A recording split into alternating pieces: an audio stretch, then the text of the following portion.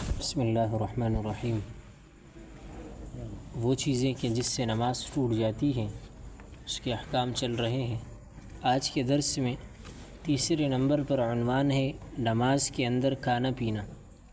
نماز میں کوئی چیز کھا لی یا کچھ پی لیا تو نماز ٹوٹ جاتی ہے، یہاں تک کہ ایک تل یا چالیا کا ٹکڑا اٹھا کر کھا لے تو بھی نماز ٹوٹ جاتی ہے۔ دیکھیں، نماز کے اندر ہوتے ہوئے آپ نے اگر کوئی چیز اٹھا کر منہ میں ڈالی، چاہے وہ ایک تل ہی کیوں نہ ہو یا چالیے کا ایک ٹکڑا ہی کیوں نہ ہو، تو اس سے نماز ٹوٹ جاتی۔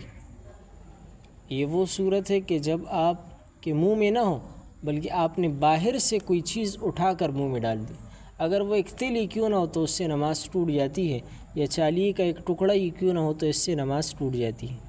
البتہ اگر چالیے کا ٹکڑا وغیرہ کوئی چیز دانتوں میں اٹکی ہوئی تھی، اس کو نگل گیا تو اگر چنے سے کم ہو تو نماز ہو جاتی ہے، اور اگر چنے کے برابر یا زیادہ ہو تو نماز ٹوٹ جاتی۔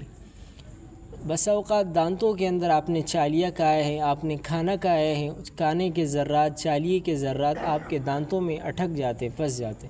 اب آپ نماز پڑھ رہے تو نماز کے دوران وہ نکل جاتے۔ اب دیکھا جائے گا کہ جو چیز آپ کے دانتوں میں اٹکی ہوئی تھی، پھنسی ہوئی تھی، وہ کتنی ہے۔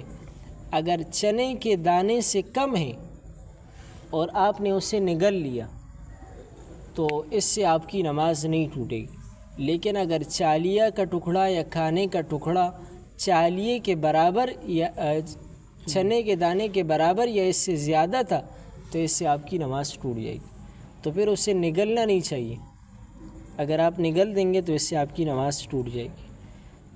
کہا کوئی میٹھی چیز کھا لی پھر کلی کر کے نماز پڑھنے لگا، لیکن منہ میں اس کا کچھ ذائقہ باقی ہے اور تھوک کے ساتھ حلق میں جاتا ہے تو نماز صحیح ہے۔